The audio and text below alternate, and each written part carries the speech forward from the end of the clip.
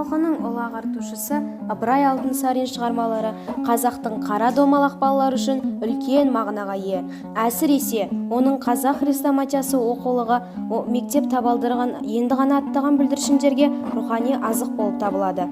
Жуанын жіңішкеріп, жіңішкенің үзілейін деп тұрған өтпелі кезінде Ыбырай жас жеткіншектерге ой салатын, тәрбиелік мағынасы мол, түрлі қызықты әңгімелерді көптен жазуға тырысып бақты.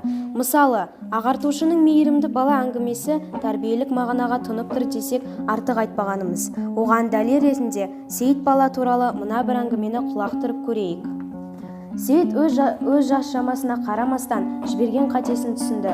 Ол екінші рет зар жылап, көз жасын көлдететін болса, ардақты ананың баласының еңіреген даусын ести алмай, талып қалатынын сезгендей болды.